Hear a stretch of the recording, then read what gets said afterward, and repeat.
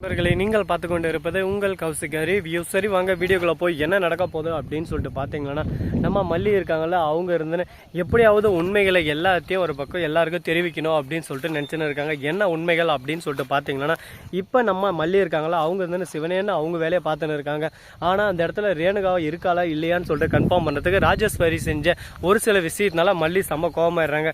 ராஜேஸ்வரி அமிச்சால் தானே நீ அப்படின்னு சொல்லிட்டு எல்லா எவிடன்ஸும் எடுத்துக்கிட்டு போலீஸ் கிட்ட போகிறாங்க. ஆனால் போலீஸ் ராஜேஸ்வரியோட பேச்சை தான் கேட்பாங்க. ஏன்னா நம்ம விஜய்கிட்டயும் மறுபக்கம் மல்லிக்கிட்டையும் எந்த ஒரு பணமும் இல்லைங்க. நேர்மையான போலீஸும் இருக்காங்க. ஆனால் நேர்மையான போலீஸ் சந்திரகாந்தா மேடம் இப்போ வந்து லீவில் இருக்காங்க. அதனால் இவங்க வந்து இன்னொரு போலீஸ் கிட்ட போகிறாங்க. அந்த போலீஸ் வந்து எஸ்ஐ அவங்க ஒரே வார்த்தை தான் சொல்கிறாங்க, அம்மா உங்கள்கிட்ட எவிடன்ஸ் இருக்குது, நான் இல்லைன்னு சொல்ல, இது நீங்களே கூட போலியாக இது பண்ணியிருக்கலாம்ல, அது எங்களுக்கு எப்படி தெரியும், இதெல்லாம் ஒரு எவிடன்ஸாக எடுத்துக்கிட்டு எங்களால் எதுவும் ஆக்ஷன் பண்ண முடியாது, வந்து இங்கே எதனா பிரச்சனை பண்ணாலும் எதாவது நடந்துச்சா அப்படின்னு சொல்லிட்டு கேட்குறாங்க.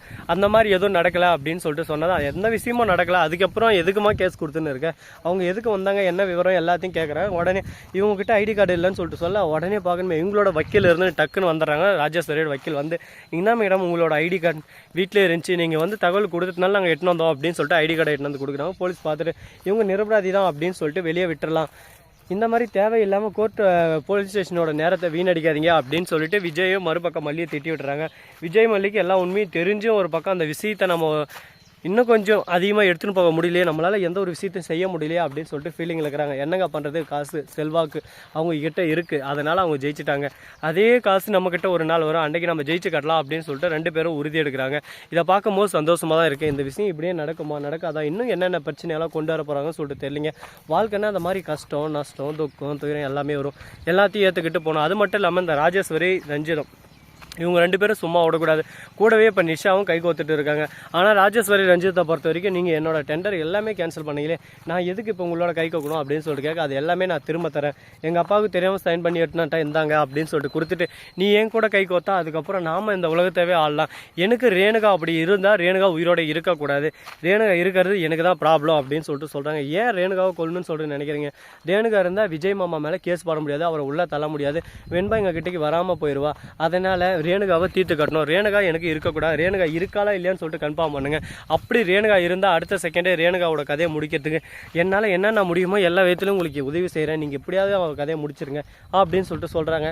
ஒரு பக்கம் ராஜேஸ்வரிக்கு வேறு மாதிரி யோசிக்க தோணுது. இவன் ஏன் ரேணுகாவை கொல்றதுக்கே பிளான் பண்ணிருக்கா, இவளோட கூட பிறந்த ரத்தம் தானே, அப்படின்னா இது ஏதோ ஒரு விஷயம் இருக்கா அப்படின்னு சொல்லிட்டு இந்த கேள்வி கேட்கலான்னு போகிறாங்க. உடனே நம்ம ராஜேஸ்வரிக்கே செருப்பு லட்ச மாதிரி ஒரு கேள்வி அவங்க மனசுக்குள்ளே வந்துடுது. ஆன்சர் என்னன்னு சொல்லிட்டு பார்த்தீங்கன்னா, சொந்த தம்பி கூட பிறந்த தம்பி தான் அவனோட சொத்தை ஏமாற்றி அவனாவே வீட்டை விட்டு துரத்தி அடிச்சுட்டு நாம இங்கே கெத்த இல்லையா, அது போல தான் அப்படின்னு சொல்லிட்டா ஒரே அசிங்கமாக பெருமை. அதனால் எதுவும் பேச தேவையில்ல, அவங்களோட பிரச்சனை அவங்களோட போட்டால் நமக்கு தேவையானது நமக்கு வந்துருச்சு, இதுக்கப்புறம் என்ன பண்ணுமோ ஏது பண்ணுமோ அதை மட்டும் நம்ம யோசிக்கலாம் அப்படின்னு சொல்லிட்டு சிந்திச்சுட்டு இருக்காங்க. பரவாயில்லையே, ஒரு பக்கம் நம்ம ராஜேஸ்வரி கூட மூளை இருக்குது அப்படின்னு சொல்லிட்டு சொல்லலாம். அதே சமயத்தில் நம்ம கதிரேசன் திடீர்னு ராஜேஸ்வரிக்கு ஃபோன் பண்ணுறாங்க, நிஷா அங்கே வந்திருக்காளா அப்படின்னு சொல்லிட்டு கேட்குறாங்க. இல்லையே அப்படின்னு சொல்லிட்டு சொல்ல, அவள் சப்போஸ் வந்தால் அவகிட்ட இந்த விஷயத்தை மட்டும் சொல்லு, அவள் எதை சொன்னாலும் செய்கிறேன்னு சொல்லிட்டு சொல்லு, ஆனால் எந்த ஒரு விஷயத்தையும் செய்யாத, அவளை பற்றி எனக்கு இப்போ தான் இல்லை நிறைய விஷயங்களெல்லாம் தெரிய வந்திருக்கு, அது எல்லாமே நான் அப்புறம் உங்ககிட்ட ஷேர் பண்ணுறேன் அப்படின்னு சொல்லிட்டு வச்சிடறாங்க. நிஷா அப்போ தான் வெளியே போயிட்டு எதனா ஃபோன் வந்துச்சா அப்படின்னு சொல்லிட்டு கேட்குறாங்க. ஆமாம் யாருன்னு சொல்லிட்டு கம்பெனிலேருந்து.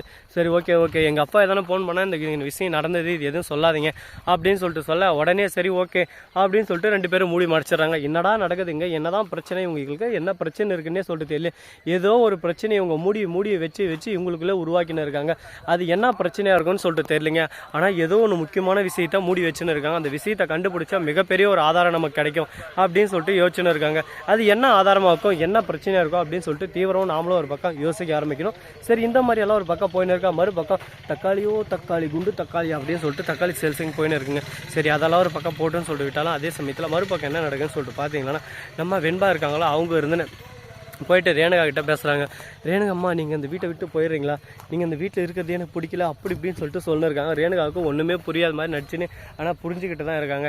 நீங்கள் என் அம்மாவே இல்லை, எங்கள் அம்மாலாம் இந்த மாதிரி இருந்ததே இல்லை, எனக்கு மல்லி அம்மா தான் வேணும், நீங்கள் போயிடுறீங்களா தயவு செஞ்சு, உங்களால் இந்த குடும்பத்தில் நிறைய சிக்கல்கள் நிறைய பிரச்சனைகள் எல்லாமே ஒரு பக்கம் தலைகீழ ஓடின்னு இருக்குது, நீங்கள் இங்கேருந்து போயிட்டா எனக்கு சந்தோஷமாக இருக்கும் அப்படி இப்படின்னு சொல்லிட்டு அழுந்துனே சொல்கிறாங்க. இதெல்லாம் கேட்டதும் மனசும் இல்லாமல் ஒரு பக்கம் விரக்தியில் ஆயிடுறாங்க நம்ம ரேணுகா.